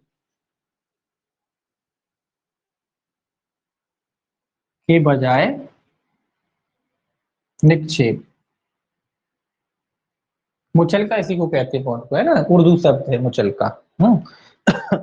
अब तो काफी कम उर्दू शब्द रह गए, पहले बहुत ही ज्यादा उर्दू शब्द हुआ करते थे अंग्रेजों के टाइम में। अपनी जो आईपीसी सीआरपीसी में आप देखिए उर्दू शब्दों का बहुत इस्तेमाल हुआ है ना।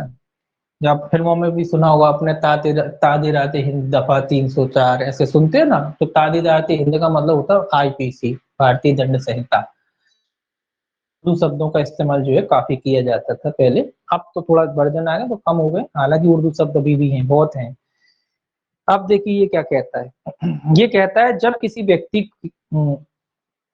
व्यक्ति से किसी न्यायालय या अधिकारी द्वारा प्रतिबिंबों सहित या रहित बंदपत्र निष्पादित करने की अपेक्षा की जाती है, तब न्यायालय या अधिकारी उस दशा में जब वह बंदपत्र सदाचार के लिए नहीं है, उसे ऐसे बंदपत्र के निष्पादन के बदले इतनी धनराशि या इतनी रकम की सरकारी वचन पत्र जितना वह न्यायालय या अधिकारी नियत करे निक्षिप्त करने की अनुज्ञा दे सकता है।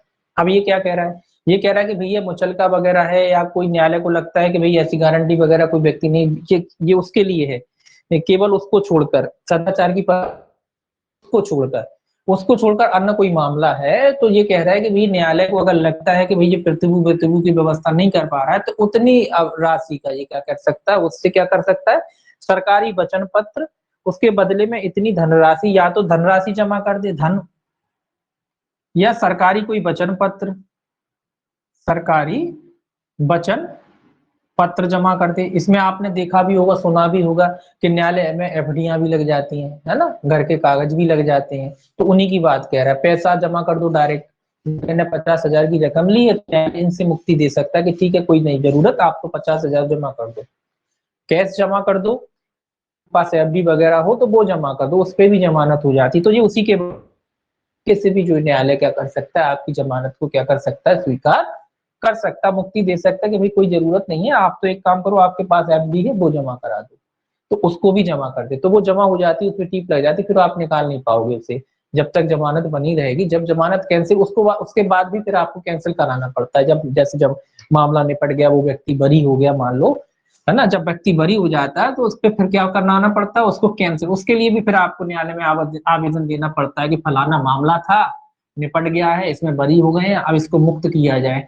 तो उसमें जो है न्यायालय सील वगैरह अपनी लगा के मुक्त कर देता है, तो वो तब मुक्त होती है, ठीक है ना। तो उसमें भी मुक्ति के लिए भी आपको आवेदन लगाना पड़ता है। तो ये उसी के बारे में कह रहा है कि इस तरीके से भी जमानतें वगैरह स्वीकार की जा सकती है। सेक्शन 446 क्या कहता है, 446 कहता है प्रक्रिया जब बंद पत्र संप्रत कर लिया जाए। ये कह रहा है जब बंद पत्र ही जब्त कर लिया जाए तब प्रक्रिया क्या होगी, बंद पत्र की जब्ती पे या संप्रत होने पर या वापस होने पर क्या प्रक्रिया होगी।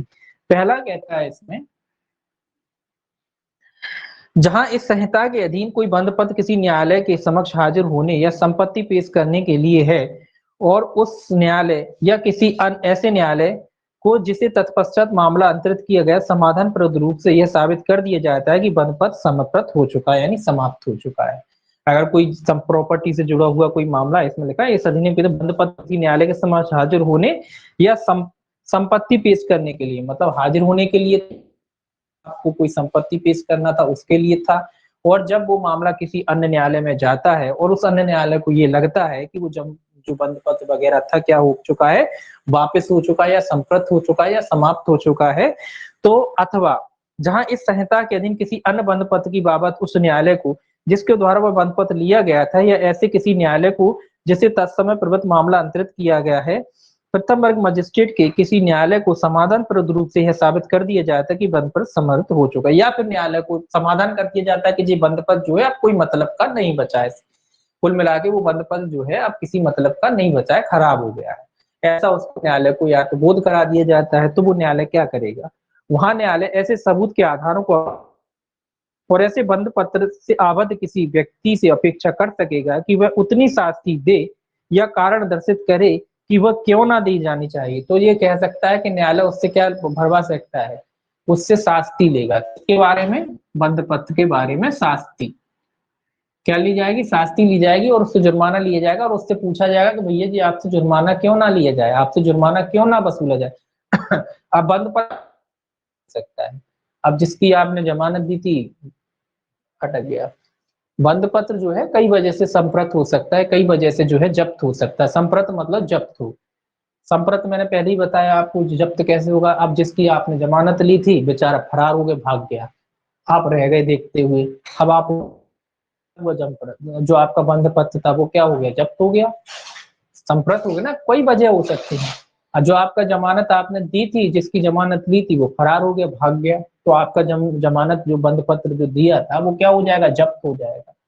तो उसके लिए न्यायालय कुल मिला के जो प्रतिभूत था, जो गारंटर था, उसको बुलाएगा और उससे कहेगा ये बताइए कि आपकी जमानत की जो राशि आपने दी थी, जो जमा की थी, हम उसको क्यों ना जब्त कर रहे हैं। तो फिर आप कारण बताएंगे उपयुक्त, अगर न्यायालय आपके कारणों से सहमत होता तो ठीक है, नहीं तो जो अब जमानत आपने भरी थी वो क्या हो जाएगी, वो जब्त हो जाएगी।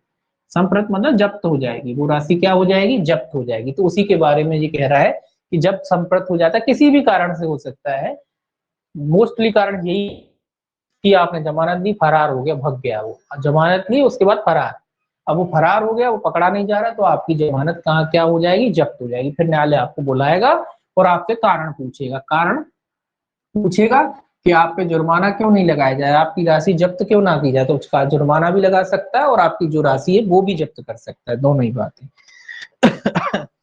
अब देखिए कहाँ है 446 का, वहां न्यायालय सबूत के आधारों को अभिलिखित करेगा और बंद पत्र से आबद्ध किसी व्यक्ति से अपेक्षा, तो यहाँ कह रहा है वही सबूत वगैरह जो भी उसके पास सबूत है, एविडेंस है इस बात का कि जब जो बंद पत्र है संप्रत हो चुका है, जब्त हो चुका है, तो वो भी जो भी एविडेंस होंगे उन एविडेंसों को ध्यान में रखते हुए आपको बुलाएगा और उसके बारे में सुनेगा। स्पष्टीकरण लिखा है, हाजिर होने या संपत्ति पेश करने के लिए बंद पत्र की किसी शर्त का यह अर्थ लगाया जाएगा कि उसके अंतर्गत ऐसे न्यायालय के समक्ष तत्पश्चात मामला अंतरित किया गया है, यथा स्थिति हाजिर होने या संपत्ति पेश करने की शर्त है। तो ये शर्त के बारे में कर रहा है। जब भी बंद पत्र लगाया जाता है तो ये माना जाएगा कि किसी व्यक्ति की या तो उपस्थिति के लिए होगा या कोई संपत्ति के लिए होगा, तो ये उसका अर्थ लगाया जाएगा। दूसरा देखिए क्या कहता है इसमें, दूसरा कहता है यदि पर्याप्त कारण दर्शित नहीं किया जाता है और शास्ति नहीं दी जाती है तो न्यायालय उसकी वसूली के लिए अग्रसर हो सकेगा और मानो वह शास्ति इस संहिता के अधीन उसके द्वारा अधिरूपित जुर्माना हो। तो सिंपल सी बात कह रहा है पहला कि अगर आप समाधान न्यायालय का, तो न्यायालय क्या करेगा, वसूली की कार्रवाई करेगा। न्यायालय क्या करेगा, फिर वसूली की कार्रवाई करेगा, यानी वसूली के लिए आगे बढ़ेगा। जो भी वसूली जैसे भी होती है उस तरीके से वो रकम को वो वसूलेगा। परंतु लिखा है इसमें, परंतु जहां ऐसी शास्ति नहीं दी जाती है और वह पूर्वोक्त रूप से वसूल नहीं की जा सकती है, वहां प्रतिभूति के रूप में इस प्रकार आबद्ध व्यक्ति उस न्यायालय के आदेश से जो शास्ति की वसूली का आदेश करता है, सिविल कारागार में कारावास से जिसकी अवधि 6 माह तक की हो सकेगी, दंडनीय होगा। अब ये क्या कह रहा है, ये यही कह रहा है कि अगर वसूली नहीं हो पाती है किसी कारण से या वसूली योग्य नहीं हो रहा गया है, तो ऐसे माह में 6 माह के सिविल कारावास से दंडित किया जाएगा। सिविल जाएगा, किसको भेजा जाएगा, ये गारंटर को सजा हो सकती है, समझ गए ना। तो गारंटी हर कोई इसीलिए नहीं देता है, हर कोई व्यक्ति केवल जान पहचान के बिल्कुल जो खासे होते हैं उन्हीं को देते हैं लोग, इसीलिए नहीं देते लोग बात। तो ये कह रहा है कि अगर वसूली नहीं हो पाई किसी वजह से, तो जो गारंटर है उसको कितनी, ये कब है, ये उस दशा में है जब वसूली नहीं हो पाती, ये आप पे जो शास्ति लगाई गई है आप वो नहीं देते हो, न्यायालय में जमा नहीं करते हो, तो फिर उस स्थिति में है ना। ऐसा नहीं कि सजा ही होगी, ये सजा तो तब है जब आपने जो गारंटी ली थी, न्यायालय ने जो आपको प्रतिकर लगाया, जो शास्ति लगाई है, तो वो शास्ति का भुगतान आप नहीं करते हो, तो फिर 6 माह तक के सिविल कारावास से क्या किया जा सकता है, ऐसे गारंटर को दोषित किया जा सकता है, उसको सजा दी जा सकती है। तीसरा देखिए, तीसरा कहता है न्यायालय ऐसे करने के अपने कारणों को लिखबद्ध करने के पश्चात उल्लिखित शास्त्र के किसी भाग का परिहार और केवल भाग के संदाय का प्रवर्तन कर, ये तो न्यायालय का विवेक अधिकार है। ये कह रहा है न्यायालय कारण लेखबद्ध करते हुए किसी भी भाग का परिहार कर सकता है, छूट भी दे सकता है अगर वो आगे उपयुक्त समझता है। मतलब न्यायालय ने जो भी सजा लगाई है, जो भी जुर्माना लगाया है, अगर न्यायालय को लगता है कि नहीं इसमें छूट देना चाहिए, ढील देना चाहिए या कम करना चाहिए, तो कम कर सकता है कारण लिखबद्ध करते हुए। कारण लिख करके वो किसी भी भाग से क्या कर सकता है, छूट दे सकता है। वो कहता है भैया ठीक है कोई बात नहीं, नहीं भर पाए तो न्यायालय छूट देना चाहता है तो, लेकिन कारण लिखने पड़ेंगे यहाँ भी। अब देखिए चौथा है, अभी देखिए चौथा कहता है जहां बंद पत्र के लिए कोई प्रतिभू बंद पत्र का समर्पण होने के पूर्व मर जाता है, वहां उसकी संपदा बंद पत्र के बारे में सारे दायित्व से उन्मोचित हो जाएगी। अब ये याद रखने वाली बात है कि जिसने गारंटी दी थी, अगर गारंटर मर गया, अगर गारंटर मर गया तो इसका मतलब ये कह रहा है कि बंद पत्र के लिए कोई प्रतिभू बंद पत्र के समर्पण होने के पूर्व, क्या कह रहा है, समर्पण के होने या जब्ती के पूर्व, मान लीजिए जब्ती के पूर्व, अगर कोई व्यक्ति जब्ती के पूर्व मर जाता है, मतलब आपने जमानत दी, अभी जब्ती की कोई बात नहीं आई है, आपने सिंपल सी जमानत दी है और ऐसे में फिर आपकी मृत्यु हो जाती है, तो ये कह रहा है कि ऐसी अवस्था में जो दायित्व संपत्ति पे नहीं आएगा, उन्मोचन हो जाएगा। कुल मिला के उस बंद पत्र का भी उन्मोचन हो जाएगा और आपकी संपत्ति से भी उसका उन्मोचन हो जाएगा, यानी वो बंद पत्र खत्म हो जाएगा। लेकिन कब, जब्ती से पूर्व, ये भी याद रखना, जब्ती से पूर्व। अगर न्यायालय ने, आप ये मृत्यु बाद में होती है, मान लो जब्ती का आदेश दे दिया फिर हो जाती, तो फिर वसूल लेगा न्यायालय, लेकिन जब्ती से पूर्व मतलब केवल अभी जमानत भरी है और अभी कोई जब्ती वब्ती की बात नहीं आई है, ऐसे में मृत्यु हो जाती तो वो जमानत क्या हो जाएगी, खराब हो जाएगी और संपत्ति से भी जो दायित्व वगैरह थे वो खत्म हो जाएंगे। जैसे आपने खेत की जमीन लगा दी है तो वो उन्मोचन हो जाएगा, मतलब अपने आप डिस्चार्ज हो जाएगी, खत्म हो जाएगा, है ना। लेकिन ये कब सर, जब्ती से पूर्व। अगर जब्ती का आदेश न्यायालय ने दे दिया है और उसके बाद मृत्यु हुई तो न्यायालय वसूल लेगा। जहां कोई व्यक्ति जिसने धारा 106 या धारा 117 धारा 360 के अधीन प्रतिभूति दी है, किसी ऐसे अपराध के लिए दोष सिद्ध किया जाता है जिसे करना उसके बंद पत्र की या उसके बंद पत्र के बदले धारा 448 के अधीन निष्पादित बंद पत्र की शर्तों का भंग होता है, वहां वह न्यायालय ऐसे निर्णय की जिसके द्वारा वह ऐसे अपराध के लिए दोषित किया गया था प्रमाणित प्रतिलिपि उसके प्रतिभू या प्रतिभुओं के विरुद्ध इस धारा के अधीन सब कार्रवाइयों के साक्ष्य के रूप में उपयोग में लाई जा सकती हैं, और यदि ऐसी प्रमाणित प्रतिलिपि इस प्रकार उपयोग में लाई जाती है तब वह नहीं कर दिया जाता। न्यायालय यह अवधारणा करेगा कि ये उसके द्वारा किया गया था। ये क्या कह रहा है, ये काय की गारंटी थी, ये गारंटी थी सदाचार बने रहने की, सदाचारी वाली गारंटी कह रहा है, सदाचारी, ये उसकी गारंटी दी थी। ये दूसरी चीज हो गई। ये क्या कह रहा है कि किसी व्यक्ति से बॉन्ड न्यायालय ने भरवाया था कि आप सदाचारी बने रहेंगे, और उसकी कोई ने गारंटी दी थी, कोई जमानत में जब जमानत दी थी न्यायालय ने कि आप सदाचारी बने रहेंगे, है ना, इस तरीके का उत्पात नहीं करेंगे। ये निवारक कार्रवाई वाली कार्रवाई कह रहा है कि आपसे बॉन्ड भरवा लिए कि आप इस तरीके का कोई अपराध जो है दोबारा वगैरह नहीं करेंगे। और ऐसे में अगर उसका जो है ये भंग हो जाता है, ये वाला जो सदाचारी वाले के मतलब उसकी प्रतिभा भंग हो जाती है, जैसे यहाँ हुई है वैसे यहाँ हो जाती, मतलब वो अपराध कर देता है, वो सदाचारी बन के नहीं रहता, उसने कोई उत्पाद।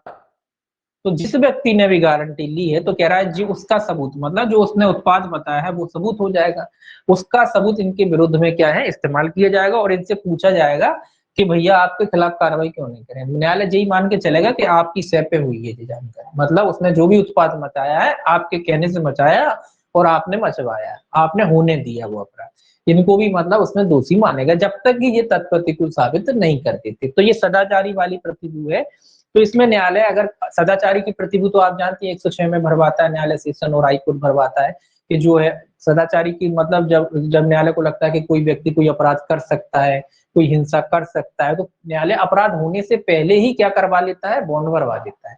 तो उसमें न्यायालय होता है, उसमें भी न्यायालय जमानत मांगता है, कोई व्यक्ति जमानत दे देता है कि सर ये ऐसा काम नहीं करेगा, भला मानुस नहीं करेगा, बाद में वो व्यक्ति उस तरीके का अगर काम कर देता है, ऐसा कर देता है, कोई उपद्रव कर देता है, तो सीधा सीधा जो उपद्रव का जो सबूत है, जो उसने हिंसा की है, जो सबूत है वो जिस व्यक्ति ने गारंटी दी है उसके खिलाफ इस्तेमाल किया जाएगा। मतलब उस व्यक्ति से माना जाएगा कि तुम्हारे कहने पे ही इसने ये किया है या तुम्हारे द्वारा ही करा गया है, सीधी सी बात है, ये मानेंगे कि तुम्हारे द्वारा ही करा गया है। अब इस व्यक्ति को ये साबित करना होगा कि हमारा इसमें कोई रोल नहीं है, तो ये तो फिर वाद विवाद की बात होगी बाद की। तो कुल मिला के सारी जिम्मेदारी किस पे आ जाएगी, उसी व्यक्ति पे आ जाएगी जिसने उसकी जो है जमानत वगैरह ली थी। अब देखिए जो है 446A जमानत पत्र का रद्दकरण, ये बंद पत्र जमानत के रद्दकरण के बारे में है, ये भी याद रखना है आपको सेक्शन बंद पत्र जमानत का रद्दकरण, सेक्शन जो है 446A। ये जमानत और बंद पत्र के रद्द करने की बात कहता है, न्यायालय को कभी भी लगता है वो रद्द कर सकता है। देखिए ये क्या कहता है, ये कहता है धारा 440 के उपबंधों पर प्रतिकूल प्रभाव डाले बिना जहां इस संहिता के अधीन बंद पत्र किसी मामले में हाजिर होने के लिए होने के कारण उसका समापन हो जाता है, वहां ये कहता है हाजिर होने के लिए अगर आपसे बंद पत्र भरवाया था और वो अगर आप हाजिर नहीं होते इस वजह से वो जब्त हो जाता है या समापन हो जाता है, तो उस मामले में पहला कहता है ऐसे व्यक्ति द्वारा निष्पादित बंद पत्र में उसके प्रतिभुओं द्वारा निष्पादित एक या अधिक बंद पत्र भी यदि कोई हो रद्द हो जाएंगे। ये कह रहा है कि अगर आपसे हाजिर होने के लिए बंद पत्र भरवाया था, इसके अलावा जितने भी बंद पत्र आपने भरे हैं वो सारे के सारे जो है बंद पत्र क्या हो जाएंगे, समाप्त हो जाएंगे। इसके साथ जितनी भी गारंटर वगैरह लगे हैं वो सारी बंद पत्र कैसे हो जाएंगे, समाप्त हो जाएंगे। ऐसा नहीं कि वो वही जम लो, उसके अलावा जितने भी आपने न्यायालय में लगाए वो सारे के सारे न्यायालय क्या कर देगा, समाप्त कर देगा। दूसरा तत्पश्चात ऐसा कोई व्यक्ति उस मामले में केवल अपने बंद पत्र पर छोड़ा नहीं जाएगा यदि यथास्थिति पुलिस अधिकारी या न्यायालय का जिसके समक्ष हाजिर होने के लिए बंद पत्र निष्पादित किया गया था यह समाधान हो जाता है कि बंद पत्र की शर्त का अनुपालन करने में असफल रहने के लिए बंद पत्र से आबद्ध व्यक्ति के पास। तो ये यहाँ ये भी कह रहा है कि जब उसका बंद पत्र जो खराब कर दिए हैं तो उन बंद पत्रों को केवल फिर ऐसे व्यक्ति को व्यक्तिगत बंद पत्र पर नहीं छोड़ा जाएगा। पहले वो जो है हाजिरी के लिए न्यायालय ने बंद पत्र पढ़ा था, हाजिर नहीं होता है तो उसके जितने भी बंद पत्र से खत्म हो जाएंगे, फिर जब भी नए बंद पत्र आए जाएंगे तो किसी और की उसको गारंटी देनी पड़ेगी, केवल सिंपल केवल अपने कहने भर से जो है बंद पत्र से न्यायालय उसको नहीं छोड़ेगा। अगला कहता है इसमें आगे, परंतु इस संहिता के किसी अन्य उपबंध के अधीन रहते हुए उसे इस मामले में उस दशा में छोड़ा जा सकता है जब वह ऐसी धनराशि के लिए कोई नया व्यक्तिगत बंध पत्र निष्पादित कर दे और ऐसे एक या अधिक प्रतिभुओं से बंध पत्र सीधी पुलिस अधिकारी या न्यायालय पर, आप समझिए कह रहा कोई नया बंध पत्र भर देता है अगर, और खुद जो भी धनराशि वो नई धनराशि जमा करा देता है न्यायालय में, और उसकी जगह एक या एक से अधिक जो व्यक्ति उसकी गारंटी अगर दे देते हैं तो फिर उसे छोड़ा जा सकता है। मतलब उसको दोबारा से जो है बंध पत्र भरना पड़ेगा, बंध पत्र भरना पड़ेगा, रकम भरनी पड़ेगी, और उसके अलावा जो है एक या एक से अधिक व्यक्तियों की उस पर गारंटी भी दिवानी पड़ेगी, और अगर पुलिस अधिकारी और न्यायालय उसको समझते कि पर्याप्त है तो फिर उसे छोड़ा जा सकता है। तो कुल मिला के नया बंध पत्र जो है उसे भरना पड़ेगा। अब देखिए 447 सेक्शन जो है 447 447 ये कहता है प्रतिभू के दिवालिया हो जाने पर या उसकी मृत्यु हो जाने पर बंध पत्र का समर्पण हो जाने की दशा में प्रक्रिया। ये भी वही बात है, बस इसमें कंडीशन बदल गई है।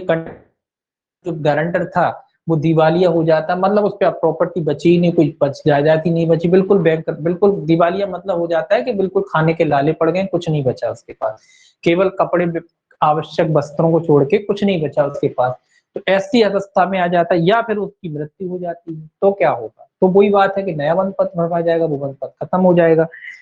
ये कहता है जब इस संहिता के अधीन बंध पत्र का कोई प्रतिभू दिवालिया हो जाता है या मर जाता है अथवा किसी बंध पत्र का धारा 446 के उपबंधों के लिए समर्पण हो जाता है या जब्त हो जाता है, तब वह न्यायालय जिसके आदेश से ऐसा बंध पत्र लिया गया था या प्रथम वर्ग मजिस्ट्रेट उस व्यक्ति को जिससे ऐसी प्रतिभूति मांगी गई थी यह आदेश दे सकता है कि वह मूल आदेश के अनुसार नई प्रतिभूति दे, और यदि ऐसी प्रतिभूति ना दी जाए तो वह मजिस्ट्रेट ऐसी कार्रवाई कर सकता है मानो उस मूल आदेश का अनुपालन व्यतिक्रम किया गया हो। तो ये कह रहा है वही बात कि अगर वो व्यक्ति मर जाता है या दिवालिया हो जाता है तो स्वाभाविक सी बात है कि जिस न्यायालय ने आदेश जारी किया था वो न्यायालय या कोई फर्स्ट क्लास मजिस्ट्रेट उस व्यक्ति को बुला सकता है और उससे कह सकता है कि भैया नए बंध पत्र की जो है आप व्यवस्था करिए। और अगर वो नई बंध पत्र की व्यवस्था नहीं कर पाता तो यही माना जाएगा कि जो मूल आदेश में आपसे बंध पत्र मांगा गया था वो उसका व्यतिक्रम है, मतलब आपने बंध पत्र नहीं भरा तो वही फिर जेल भेज दिया जाएगा। ठीक।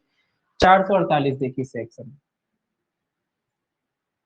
448 कहता है अवयस्क से अपेक्षा अवयस्क अवयस्क के मामले में कोई बंध पत्र कैसे भराएंगे? अवयस्क है कोई व्यक्ति तो क्या उससे बंध पत्र भरवाया जा सकता है क्या? उसकी तरफ से तो उसकी तरफ से भरवाया जाता है, उससे तो नहीं भरवाते, उसकी तरफ से भरवा सकते हैं। इसमें लिखा है यदि बंध पत्र निष्पादित करने के लिए किसी न्यायालय या अधिकारी द्वारा अपेक्षित व्यक्ति अवयस्क है तो न्यायालय या अधिकारी उसके बदले केवल प्रतिभू या प्रतिभुओं द्वारा निष्पादित बंध पत्र स्वीकार कर सकता है। ये कह रहा है कि अगर कोई व्यक्ति अवयस्क वगैरह होता है तो उसके बदले केवल गारंटरों से काम चल सकता है, केवल प्रतिभू या उनके द्वारा। प्रतिभू चूंकि अवयस्क तो भराया नहीं जा सकता तो उसके द्वारा जो गारंटर वगैरह है उनसे जो बंध पत्र है वो भरवाया चल सकता है। इसमें लिखना यदि बंध पत्र निष्पादित करने के लिए किसी न्यायालय या अधिकारी द्वारा अपेक्षित व्यक्ति जिससे अपेक्षा की गई है कि इसके बारे में बंध पत्र भरना है और वो व्यक्ति जो है अवयस्क होता है, नाबालिग होता है, तो उसके मामले में केवल गारंटर ही पर्याप्त है। गारंटर जो है उसके आधार पर न्यायालय उसका मान लेगा कि हाँ इसका बंध पत्र भर गया, तो उसके लिए केवल गारंटर स्वीकार किया, मतलब उससे व्यक्तिगत रूप से कोई जो बंध पत्र भरवाते हैं ना पैसे वगैरह वो नहीं भरवाया जाएगा, केवल गारंटर ही पर्याप्त है। गारंटी कोई दे देता है उतना पर्याप्त। अब देखिए सेक्शन 449 449 कहता है धारा 440 के अधीन आदेशों से अपील। अब ये आदेशों से अपील कह रहा है कि भाई जो बंध पत्र वगैरह उसकी अपील है। ये कह रहा है धारा 440 के अधीन किए गए सभी आदेशों की निम्नलिखित को अपील होगी। कह रहा है कि आप कहाँ कहाँ अपील कर सकते हैं अगर कोई व्यक्ति दुखी है, पीड़ित है। किसी आदेश की अपील सेशन न्यायालय में, अगर मजिस्ट्रेट ने आदेश दिया है तो आप सेशन में अपील कर सकते हैं। उसके आदेश की मजिस्ट्रेट के आदेश की अपील कहाँ कर सकते हैं? आप सेशन में कर सकते हैं। दूसरा, सेशन न्यायालय द्वारा किए गए आदेश की दशा में न्यायालय वह न्यायालय जिसे ऐसे न्यायालय द्वारा किए गए आदेश की अपील होती है। जी कह रहा सेशन के मामले में, ये कह रहा है सेशन के मामले में ऐसे न्यायालय में अपील कर सकते हैं जहां अपील होती है। हालांकि इन्होंने ये नहीं लिखा कि हाईकोर्ट में डायरेक्ट अपील होगी, तो हाईकोर्ट लिखा नहीं है इन्होंने, लेकिन हाईकोर्ट में ही होती है। तो ये कह रहा है कि सेशन न्यायालय की अपील जहां होती है वहीं आप अपील करोगे, ऐसा लिखा है इसमें। तो भाषा लिखा है लेकिन वो हाईकोर्ट में ही होती है, लेकिन जो शब्द लिखे अपन वही रखेंगे। तो सेशन की अपील कहाँ होगी? जहां सेशन न्यायालय की अपील सामान्यतः होती है वहीं आपको अपील करना पड़ेगी। तो सेशन में कर सकते हो, और अगर सेशन की बात करें तो जहां उसकी अपील होती है वहां आपको अपील करना पड़ेगी। ठीक है, तो मोस्टली सेशन की अपील कहाँ होती है? हाई कोर्ट में होती है, तो हाई कोर्ट में आपको अपील करना पड़ेगी। ठीक है, बाकी और कुछ नहीं है इसमें। सेक्शन देखिए 450। 450 कहता है कुछ मुचलकों पर दे रकम का उद्ग्रहण करने का निर्देश देने की। उद्ग्रहण मतलब वसूली की कह रहा है कि कुछ मुचलकों पर वसूली की शक्ति कह रहा है, वसूली, उद्ग्रहण वसूली। ये कह रहा है उच्च न्यायालय, सेशन न्यायालय किसी मजिस्ट्रेट को निर्देश दे सकता है कि वह उस रकम को उद्घृत करे जो ऐसे उच्च न्यायालय या सेशन न्यायालय में हाजिर होने और उपस्थित होने के लिए किसी बंद पत्र पर दे है। ये कह रहा है हाईकोर्ट और सेशन कोर्ट आदेश दे सकते हैं मजिस्ट्रेट को कि जो न्यायालय में उपस्थिति के लिए जो बॉन्ड भरवाया गया है उसमें से कुछ कितनी भी रकम अगर हाईकोर्ट सेशन कोर्ट को लगता है कि वसूली की जानी चाहिए, तो वो आदेश दे सकते हैं कि इस व्यक्ति से वो रकम को क्या किया जाए, वसूल किया जाए। तो वसूली के लिए आदेश दे सकता है। कौन दे सकता है? हाईकोर्ट और सेशन कोर्ट दे सकता है। निचले न्यायालय को, मजिस्ट्रेट को दे सकता है कि हाईकोर्ट और सेशन कोर्ट में उपस्थिति के लिए इनसे जो है रकम की वसूली की जाए। तो वसूली की रकम के लिए कौन कह सकता है? हाईकोर्ट और सेशन कोर्ट कह सकता है। बाकी अपन सोमवार को पढ़ेंगे। अब ये संपत्ति का व्यय आपका 451 से है, ज्यादा बचे नहीं है, सेक्शन काफी कम है, 484 सेक्शन है इसमें, एक दो चैप्टर और हैं बस। उसके बाद फिर एविडेंस शुरू करेंगे। ठीक है, बाकी सोमवार को देखेंगे।